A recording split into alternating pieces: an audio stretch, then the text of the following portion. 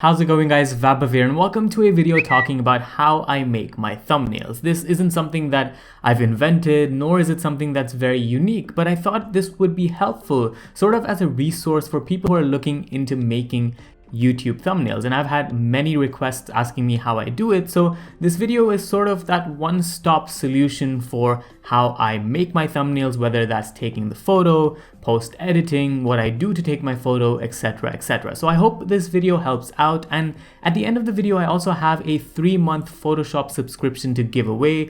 So if you're interested in knowing how to enter that and maybe take advantage of some of the things you learn in this video, make sure you enter the giveaway at the end of the video. Now for me, the thumbnail creation process doesn't really start until the end of a project, an end of a video, or an end of an article. I sort of want to make the thumbnail stand out among the rest, whether that's using colors or making sure at least that the subject in focus is centered on the thumbnail and it's very easily distinguishable. Equally important is the environment that you take your initial picture in, and this is something that I cannot stress enough. I've sort of built my gear that I use over the years of working in this industry, but something that people often mistake is you need a good camera to make sure the pictures are great.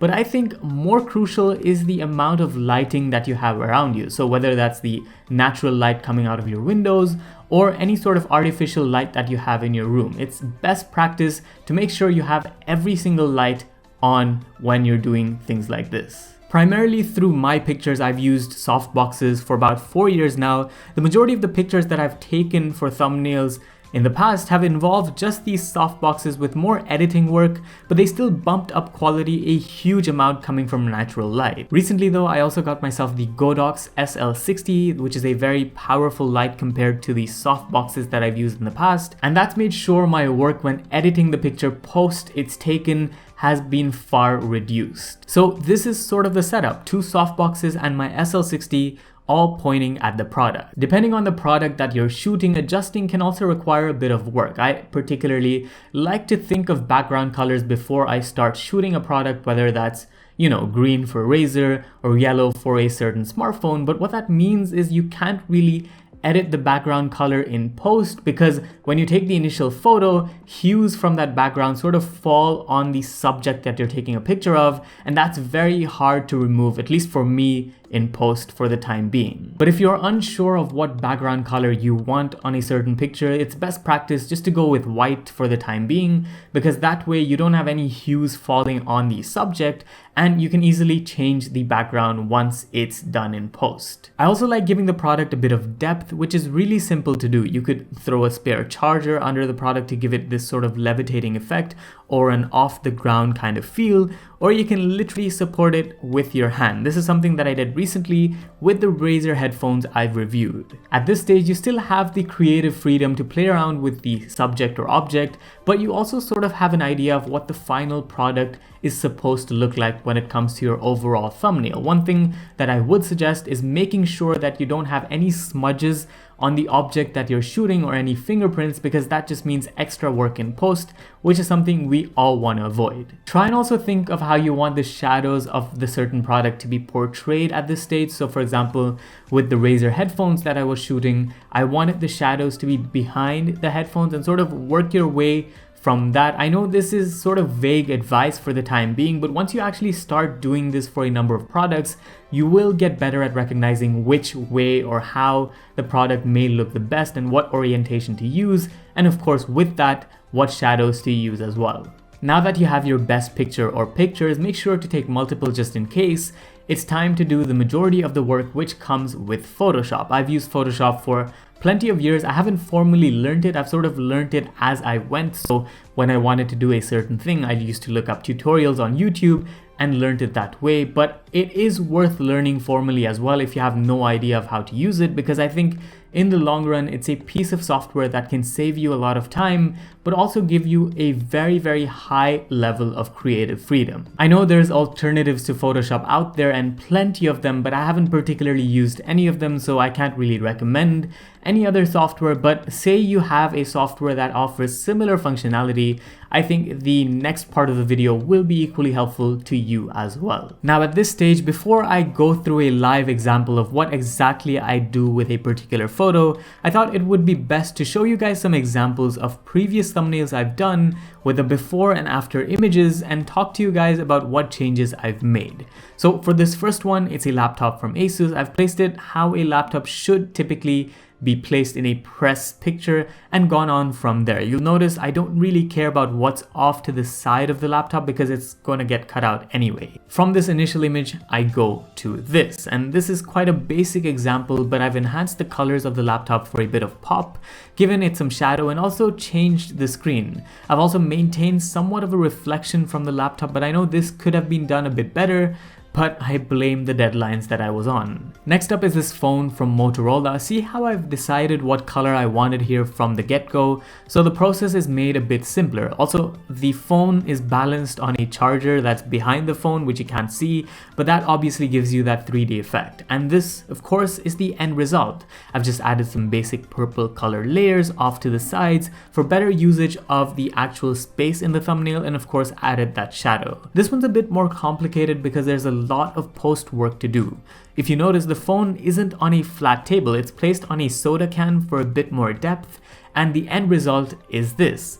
The phone's been cut out, given a shadow, and of course the screen has been changed. But notice how you can also blend in a couple of different backgrounds because the initial background to start off with was white, and I think this gives you this added layer of flexibility that I've talked about earlier in the video as well. This is sort of the same laptop style from earlier, but with two displays, and once again portraying a very similar vibe. Lastly, we've got this Razer headset thumbnail, which I've literally supported with my finger, and because the cups wouldn't stay apart, I had to use some skewers, and the end result, of course, was this. The background here is changed slightly from the initial background, but the color remains the same. And notice how I've used a gradient to portray a light effect. I think this becomes really nice with the shadow of the headphones and sort of gives you that added realism that maybe some thumbnails do not. Enough of the examples though. I think it's best to go through an entire thumbnail from scratch and see what we can come up with. This is another Asus laptop. I've just put a phone charger under it for that levitating effect. Firstly, it's all about using the pen tool. You want to make sure you're comfortable using the pen tool at all times because these kind of thumbnails involve using it very much. You sort of go around the entire outline of the product, making sure you remain as close to the edges as possible. Remember also to make these lines as smooth as you can without any odd jagged edges, and of course with practice you'll only get better. This is probably the most tedious process of this entire thing, but it's also the most critical to get right. You can save yourself a bit of time by using the magic wand or the quick selection tool from Photoshop, but I've never found the results to be quite as good as using the pen tool. Once you've traced around the product, just right click inside and choose make a selection. And here you want the feather radius to be 0.1 pixels to account for any small deviations that might have happened when you were going around the object. Click OK and then press Ctrl or Command J depending on whether you're on Windows or Mac to copy your selection into a new layer in Photoshop. The next thing to address are the discrepancies, for example the cable tie or that piece of plastic around the wire. Usually for consumer products that you own, you might want to remove them completely, but in my case, most of these products go back to the company, so I can't really do that.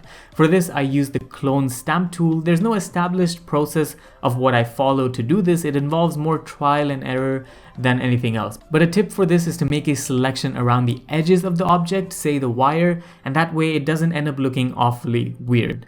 After this though, you'll be left with what looks like a PNG of your product. At this stage, you can either decide to leave the background white or go for another color. I think going for a color just for some variety is a nice thing to do. Using pastel or matte colors sort of gives you the best effect, and you can choose one to your liking. It's also nice at this stage to play around with the colors of the product in question, maybe brightening up or darkening certain areas you like to look, and you can even do this on separate portions of an image. You can select perhaps just the eGPU unit and the wire and make that a separate layer and play around with the colors that way too. Once you're happy with that, it's time to change the display. This is a pretty simple process, just making a selection around the display area, erasing it completely, and then filling it up with a wallpaper of your choice.